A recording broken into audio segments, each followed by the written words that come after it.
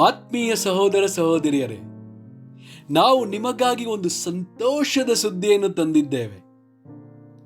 ಜನವರಿ 1ರಿಂದ 2025 ಸಂಪೂರ್ಣ ವರ್ಷಕ್ಕೆ 365 ಟಾಪಿಕ್ಸ್ಗಳನ್ನು ಹಂಚಿಕೊಳ್ಳುತ್ತೇವೆ. ಪ್ರತಿದಿನ ಒಂದು ಟಾಪಿಕ್ ಮತ್ತು ಅದಕ್ಕೆ ಸಂಬಂಧಿಸಿದ ವಚನಗಳನ್ನು ಹಂಚಿಕೊಳ್ಳುತ್ತೇವೆ. ಇದನ್ನು ಕೇಳಿ ಧ್ಯಾನಿಸಿ ಆಶೀರ್ವಾದ ಹೊಂದಬೇಕೆಂದು ಪ್ರೋತ್ಸಾಹಿಸುತ್ತೇನೆ. ದಯವಿಟ್ಟು ಸಬ್ಸ್ಕ್ರೈಬ್ ಮಾಡಿ ನಿಮ್ಮ ಸ್ನೇಹಿತರೊಂದಿಗೆ ಹಂಚಿಕೊಳ್ಳಿ.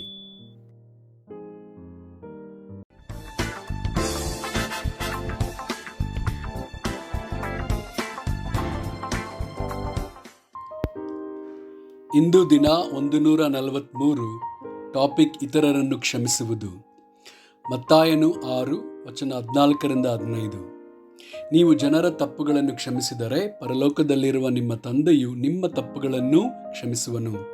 ಆದರೆ ನೀವು ಜನರ ತಪ್ಪುಗಳನ್ನು ಕ್ಷಮಿಸದೇ ಹೋದರೆ ನಿಮ್ಮ ತಂದೆ ಸಹ ನಿಮ್ಮ ತಪ್ಪುಗಳನ್ನು ಕ್ಷಮಿಸುವುದಿಲ್ಲ. ಮತ್ತಾಯನ 18 ವಚನ 21ರಿಂದ 35. ಆಗ ಪೇತ್ರನು ಆತನ ಬಳಿಗೆ ಬಂದು, ಸ್ವಾಮಿ, ನನ್ನ ಸಹೋದರನು ನನಗೆ ತಪ್ಪು ಮಾಡುತ್ತಾ ಬಂದರೆ ನಾನು ಎಷ್ಟು ಸಾರಿ ಅವನಿಗೆ ಕ್ಷಮಿಸಬೇಕು? 7 ಸಾರಿಯೋ ಎಂದು ಕೇಳಲು ಯೇಸು ಅವನಿಗೆ 7 ಸಾರಿ ಎಂದಲ್ಲ, 770 ಸಾರಿ ಎಂದು ನಿನಗೆ ಹೇಳುತ್ತೇನೆ. ಆದುದರಿಂದ ಪರಲೋಕ ರಾಜ್ಯವು ತನ್ನ ಸೇವಕರಿಂದ ಲೆಕ್ಕವನ್ನು ತೆಗೆದುಕೊಳ್ಳಬೇಕೆಂದಿದ್ದ ಒಬ್ಬ ಅರಸನಿಗೆ ಹೋಲಿಕೆಯಾಗಿದೆ. ಅವನು ಲೆಕ್ಕ ತೆಗೆದುಕೊಳ್ಳುವುದಕ್ಕೆ ಪ್ರಾರಂಭ ಮಾಡಿದಾಗ ಕೋಟ್ಯಾಂತರ ಸಾಲ ಮಾಡಿದವನೊಬ್ಬನನ್ನು ಅವನ ಬಳಿಗೆ ಎಡತಂದರು.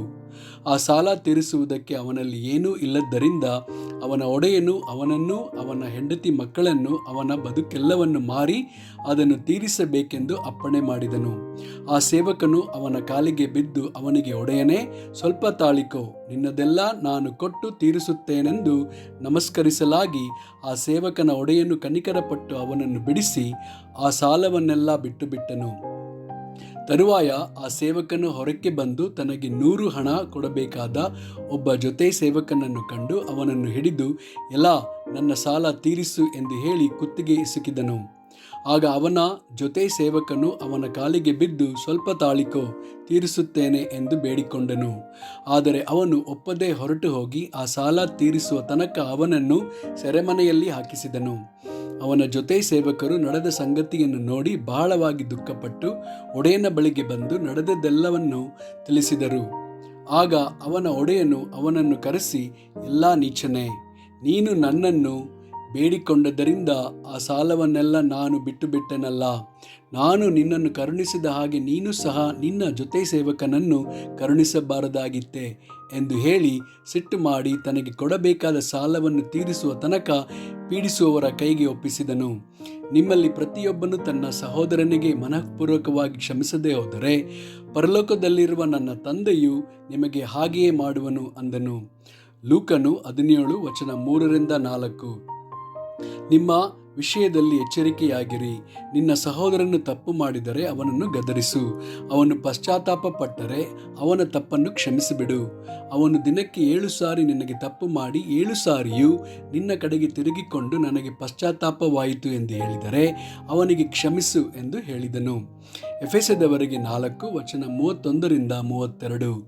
ಎಲ್ಲ ದ್ವೇಷ, ಕೋಪ, ಕ್ರೋಧ, ಕಲಹ, ದೂಷಣೆ ಇವುಗಳನ್ನು, ಸಕಲ ವಿಧವಾದ ದುಷ್ಟತನವನ್ನು ನಿಮ್ಮಿಂದ ದೂರ ಮಾಡಿರಿ. ಒಬ್ಬರಿಗೊಬ್ಬರು ಉಪಕಾರಿಗಳಾಗಿಯೂ ಕರುಣೆಯುಳ್ಳವರಾಗಿಯೂ ಕ್ಷಮಿಸುವವರಾಗಿಯೂ ಇರಿ. ಮಾರ್ಕನು 11 ವಚನ 25.